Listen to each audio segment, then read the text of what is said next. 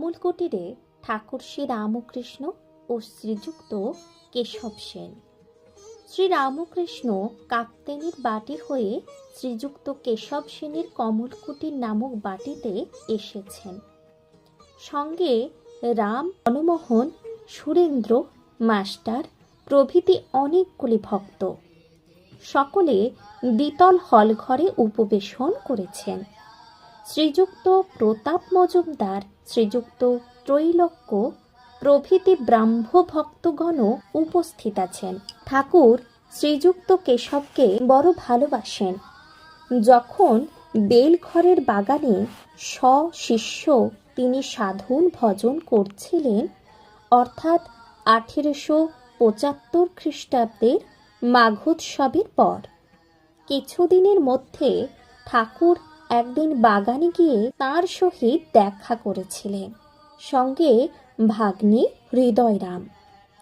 বেলঘরের এই বাগানে তাকে বলেছিলেন, তোমারই ল্যাজ খসেছে, অর্থাৎ তুমি সব ত্যাগ করে সংসারের বাহিরেও থাকতে পারো, আবার সংসারেও থাকতে পারো।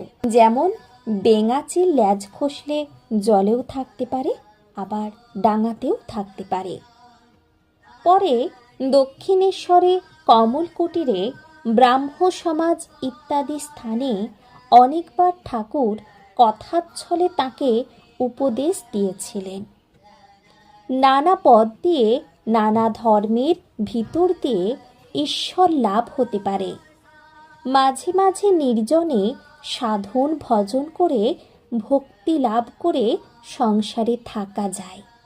জনকাদি ব্রহ্মজ্ঞান লাভ করে সংসারে ছিলেন।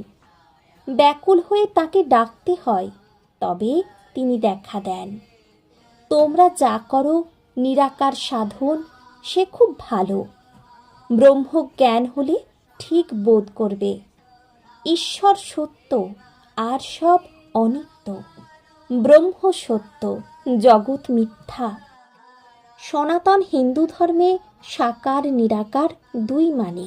নানাভাবে ঈশ্বরের পূজা করে।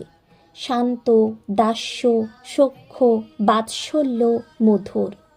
রোশন চৌকিওয়ালারা একজন শুধু পোঁ ধরে বাজায়, অথচ তার বাঁশিতে 7 ফোঁকর আছে, কিন্তু আরেকজন তার 7 ফোঁকর আছে, সে নানা রাগ রাগিনী বাজায়।